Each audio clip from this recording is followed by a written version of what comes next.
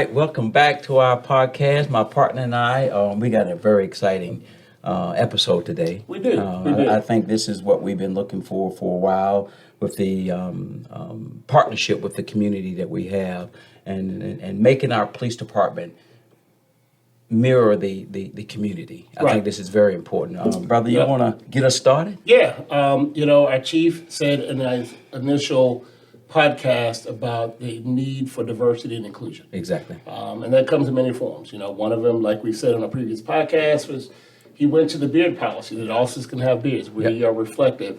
Today's podcast, we're going to be talking about the LGBTQ community. I've been the LGBTQ liaison for about 6 years in the department, and it is Pride Month, so we thought what better time to do this and speak to our community partners and also department members. Well, you say about 6 years that you've been the liaison. What got you? What made you get started in that? Liaison. I embrace diversity and inclusion before I started this position. Exactly. But I felt like this was a community that was being disenfranchised by law enforcement. Okay. We had a history of that, and I thought we could do better. And I decided to go to our past chief, Colonel Dupree, and express those thoughts. I went directly to him, and he was absolutely supportive. So he said, hey, let's make it happen. And I reached out to Bill Harrison, who we'll hear from in just a moment. Right. I said, hey, this is my name. This is what I want to do, and I'm uneducated. I don't know a lot about the community. And we've been going to some of the celebrations and some of the celebrations, events, responding to concerns, questions, and as police officers, I'm definitely part of it, and I want to be an advocate myself, being in my family. And I knew I couldn't do it by myself, so I reached out to Lisa, Sergeant Harper, to be our new crime prevention sergeant, or is our new crime prevention sergeant. And said, hey, this is what I have going on, and I need some help. I need some guidance. And she has been more than willing to help me figure it out. Well, let's start with that. Let's start with the sergeant. Sergeant, want to introduce yourself and tell us how long you've been with Chesterfield County Police Department? Yeah, I'm Sergeant Lisa Harper. I've been with the police department since March of '06, so I just celebrated 15 years with the department. Spent most of my time in patrol. And recently got transferred to Community Services Division, specifically Crime Prevention Unit. I'm from the Shenandoah Valley, anybody that knows anything about Virginia knows Shenandoah Valley is very conservative. And I got here to Richmond via way of Charlotte, North Carolina. Okay. Now, were you in the military? I was in the Marine Corps for 3 years. Got out in '96. Awesome. And took me 10 years, but graduated VCU with my bachelor's in Homeland Security and Emergency Management in December of '18. All right, got another VCU graduate, got a RAM. And you have been an out officer the entire time you've been in the department? The entire time I've been here, that was one of the questions, when I came in, hey, what's the one thing that's going to keep you from getting this position? And my answer was, well, I'm gay. Do I need to leave? Oh, wow. And I was told, no. Okay. We don't care about that. So awesome. 15 years later, I'm still here. Man, that's awesome. That's awesome. And promoted and doing well. And respected on the road. We'll talk a little bit about that. I know I do. I mean, I work with you a little bit. Yeah, and, I appreciate that. Yeah, and very respected on the road. Thank you.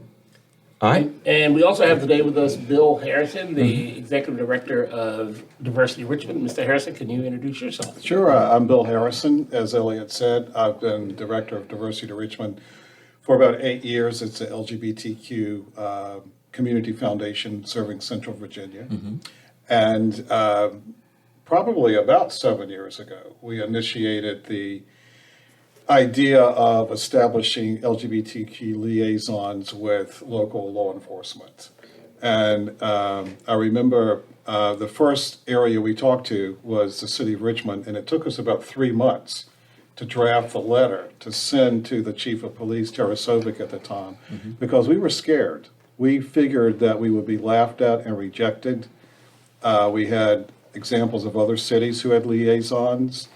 And so we were invited while that was going on to do a program for the fire department in Richmond. They were having a regional training, and I did a workshop on LGBTQ, everything you've always wanted to know but were afraid to ask. Okay. And the first person to come in the class was Chief Tarasovic, and I went over and introduced myself, and I said, we have a meeting coming up, and he said, why didn't you just call me? Right. And I said, because I've lived here a long time and I thought I knew, and I was very much surprised. And now we have Chesterfield, Henrico, the FBI, Richmond Fire Department, the Sheriff's Department. It has just grown tremendously, and it's been a very beneficial partnership on many different levels. Awesome. That's Awesome. good. Now, how did you become the executive director there? What was your history? That Well, I've been in nonprofit work for about 30 years. My first nonprofit was with the Fan-Free Clinic, which is now Health Brigade, during the height of the HIV epidemic. And then I was a public affairs director for the American Red Cross here in Central Virginia for about 20 years. And then I took early retirement from that, and they were looking for an executive director of Diversity Richmond and said, can you fill in until we find somebody? And that was 8 years ago. I'm not reminded of that. Once you get in it, getting out of it is going to be the issue. So Okay. much for retirement. Well, it's a privilege to be there. Good. And Right. That's good. That- Now, Lisa, you've been here 15 years, and you've worked in a number of different areas in the department, primarily patrol Yes. division. What's your experience been like as an out officer? Have you had issues with upper supervision or people you work with? Do you get questions from officers who may not know what they don't know and then want to be educated? Initially, in the first couple of years, yeah, there's, whether it was intentional or perceived on my part, appeared to be some bias because I was out, to my knowledge. I'm the first openly gay person to come into the department. But since then, no. Have I had officers talk to me? Yeah, I've had some officers talk to me, younger officers that have come on. I've had officers that are looking at becoming pre-certs talk to me. Hey, how's the department treat you? Is there any backstabbing, stuff like that going on? And just general public asking when we've been at events, like the Proud event in September that we go to, or other events that I've attended at Richmond Diversity Center. So overall, it wasn't anything that I didn't expect coming from a very conservative area in the Commonwealth, but it was better than what I expected it to be. I expected it to be a lot worse. Honestly, I didn't expect to get the job. But again, because of it. I look at it the way your personality is, though.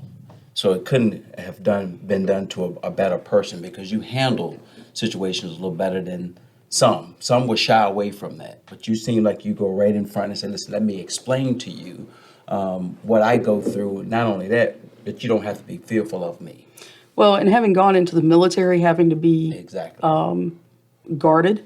When I went to Marine Corps, don't ask, don't tell, it just started, but they had to add the don't pursue. If it was suspected, you would be followed, you would be watched to get you out of the military. But coming here, by the time I got here, I was older in life, Right. and to the point of I don't need nor will I hide who I am Right. Good for you. for any job. So, Right. and I'm glad I didn't. But it still go back to that family, that police department family that we are here because we have so many diversities in our police department. Very much that so. everybody's accepted. And again, the same thing in our community. We try to be the same way in our community. Very much so. And I get the not knowing because Right. most people don't have a personal relationship with an officer. They don't get to sit down one-on-one with us and get to know that, we have gay officers, we have lesbian officers. We have officers whose lawnmowers broke yesterday and now they got to go home and fix it. We're normal people who happen to do this job, and we have a passion for helping the community. And I know you've helped with Pride events and the Commonwealth Dinner and all of those things with Mr. Harrison's organization. What do you think some of the things we can do moving forward with the community as far as recruiting or making people aware that this job is available to them? Right. I think this podcast is one way, but working with Mr. Harrison, letting the community know, because you have a lot of contact Yes. with the LGBT community, but letting them know, hey, if you have questions, if you have concerns, reach out to Elliott, reach out to me. There are multiple officers in the department that we could reach out to. Hey, are you willing to talk to this person? But we are here. We are a resource for the entire community, regardless of race, religion, creed, sexuality. Exactly. That We're goes. hiring. We're always hiring. Yes. Always looking for good people that can Yes, do the job. Exactly.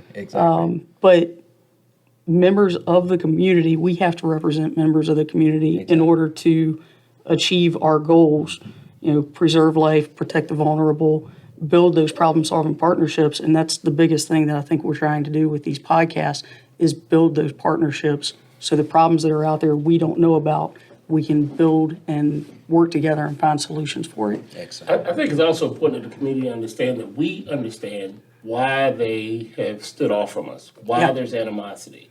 And Bill, if you could speak a little bit about some of the past instances of things that you're aware of that were negative on the community by law enforcement, like some of that Virginia ABC laws in places that you could not congregate, and why things bigger than not, we know Stonewall, we know things happen in San Francisco, but here locally, there were efforts on behalf of the police to arrest, detain, and disenfranchise the community. And we're suffering from that now as a law enforcement As trying to profession, bring candidates aboard. as opposed to bringing candidates aboard.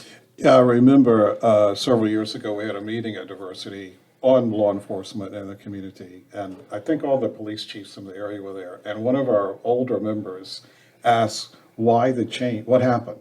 Why are you looking at us differently? And the response was, well, more people are out. And we realize we've got LGBTQ people in our families, we're friends, and people their requirements to be a police officer are higher than they were at one time. College degrees, you get out in the world, you learn, you experience. When we first started this, the best example I could use of why we needed a liaison was domestic violence. If it's a same-sex couple and there's domestic violence, the one being hurt may not feel comfortable dialing 911 for fear of how that police officer will react when they get there and they see it's 2 men and 2 women. But I'll have to say that the racial issues, this is what we're struggling with on every level now. And again, I've said it 1,000 times, I'm a white man. I've never had any fear of dialing 911. When I'm stopped by a police officer, I might be aggravated that he or she caught me speeding, but I've never feared for my life. Right. And that is a very real thing, as you know. And so at Diversity, we try to connect, we try to build bridges. I got countless examples of how police officers, law enforcement have solved problems. Let me give you a quick example. It wasn't this department, it was Richmond City. The body of a man who apparently was transgender was found, I think, out on Hull Street. And the police reported a man in a dress. The body of a man in a dress was found. And the community was outraged. And I started receiving all these phone calls. And so I called our Captain Minton, the liaison with Richmond City, and he explained to me that I did not know that it's not that unusual when a man's going to rob a 7-Eleven or somewhere to go and drag. Right. And all they knew at that time was they had a man dressed as a woman. Added to the fact that the family of the person said, no, our son is male, he is not transgender. And so that's what they were working with. And so when I explained that to people who were they got it. Right. They understood. So it's easy, I think, and again, I'm white, I don't know what it's like. I've been discriminated against because I'm gay, but not because of my skin color. So, but if you always have faced this throughout your lifetime, it's easy to jump to the conclusion I'm being mistreated because I'm black. Exactly. And quite often that is the case. So I think that bringing people together to have conversations. It's the racial issue has got to be the issue right now that we're struggling with. It is. It is, and I think we could continue to work through it through education. Bingo. And not only that, through communication. I mean, and talking about it. I mean, we do it in our office quite often. We'll sit down in what we call in the box, similar to how this program got started in doing this podcast. And just let's talk about things that we see through the media, in our jobs, what we deal with. And I guarantee you the goal is the same. We want to get here to be successful, great families, great communities, making our place safe. And I think with again, going over the P's, the 4 P's, we want a community that reflects or the police department reflects the community. And I think when you communicate African American males, your sexual, all of that plays a part in how we deal with our community. And I think that's very important. So great point brought up. I will I say, go ahead. Just Bill, have another quick example, if I could be quite blunt. When President Trump was elected, there was a lot of anger in the community, in the LGBT community. And so a number of organizations wanted to have a healing service at Diversity Richmond. And it was an all-day event on a Saturday. And we have always required, since I've been there, that we have security at all of our events. We've never had any problems, but when people are going to their cars at 1 o'clock in the morning in the parking lot, I want them to be safe. I mean, something could happen anywhere. That's why we had security. And this particular organization battled me every day for a week over having a police officer in the parking lot. And I said, if you're going to meet here, I'm responsible for everybody in this building. I want everybody to be safe. These are the rules. This is why we do it. So during the middle of the ceremony, this character on a motorcycle with a huge Confederate flag starts riding around the parking lot. And so I went out, and the police officer was talking to him, and he had a weapon on his side, and he was angry because when he went to vote, they wouldn't allow him to wear his gun in the polling place. He was angry. The police officer just brought it down and calmed him down, and he left. Yes. So while this was going on, I went and got one of the organizers, and I said, look out there. I said, if we did not have security, would you go talk to him? Right. And she said, do you know him? I said, does he look like anybody that I would be friends with? You know, and so I emailed all the organizers after that, and I said, I want to make you aware of what happened. Good for And you. not one single person responded. So I talked with another police officer who made a valid point. She said, you know, they'll criticize, but they don't take responsibility for what they said. Right, exactly. So that's just a quick example. And that happened years ago. It's an ongoing process. The issue of security still comes up occasionally, not nearly like it used to. Right. But again, it's the racial issue within LGBT community that we've got to build a bridge on law enforcement. Right. Right. I know I've had some instances that I've had to reach out late night, someone stranded here in the county or someone who's been put out, and I don't know all of the resources. So I've had to contact Bill. I've had to contact other members of the community who quickly come together to provide those resources to get that person somewhere stable. And it's been a good relationship. And again, I get into that family. Right. How do we handle it as police officers when we get a family calling and they want to pretty much, again, I'm there, disown their child? You know, what resources are out there as police officers that we can say, all right, Officer Skinner, can you tell me who my son can call because he can't stay here or she can't stay here, Right. because of, you know, the community that they are in. How do we handle it? Where would we get those resources from to contact and say we got, you know, we do it for domestic violence, we do Right. it for other, you know, areas of our community. So we need to have that same information for parents or for the victims to say, well, you can come stay here. Does that make sense? I think it's gotten to a good place, and Lisa would probably agree, that when we first started doing the Pride Festival, the first year was the busiest year for us. Right. Oh, yeah. Because people were absolutely amazed that we were out on Browns Island in our uniforms at a Pride Festival. We even had one of our coworkers who was a supervisor who saw us there and said, hey, what are y'all doing out here? I'm like, it's a recruiting informational booth. If people have questions, they can ask. And he wanted to know, how in the world did you get this approved? I'm like, well, it's the craziest thing. They sent out an application. You complete the application, you send back the funding, and That's not they nice. give you the space. But now when we go, people recognize yeah. us. They Yeah. talk to Come up, us. saw you They last come up, year. saw you- Exactly. Yeah, Yep, how yep. things going. I Yep. saw this. And we can absolutely see the fruit of our labor with Exactly. the partnership of Diversity Richmond or Side by Side or the Nations Foundation And or it's fun. Equality Virginia. There are a lot of organizations that we partner and use their resources. And I remember that first year out at Pride, you know, we had people walking up. well, do you all even have anybody in the department that's gay? And I look at them and go, yeah, I am. They're like, what? What? That was It was the just number a one complete question. shock. Yeah, it is. It is. Was there anyone out? And, me being there saying, yes, I am, it was eye-opening Right. to a lot of the people that I spoke to that Chesterfield County Police actually had an openly gay person Right. on their payroll in uniform. I am so glad you said that, because one of my first meetings with Elliott, and he started telling me how many members you had here were out. I was like, Chesterfield County, really? I mean, it was a shock to me, and I've been in this community since the 70s, and I guess I'm stereotyping people. I just didn't picture Chesterfield as being that progressive with their police department. And it's a message that needs to be told. Yeah. Yeah. Right. I Well, agree. and we've I agree. established with some of our other podcasts that it is easy to recruit when people see people who look like them. Exactly. Who have same Exactly. ideas, same Yep. values, Same countries. physically. Yeah, oh, yeah. Oh, yeah. And we know folks go to jobs because, hey, I know there are 500 VCU grads there. It's an easy transition from wherever you're at to Exactly. come to the, Exactly. to the department.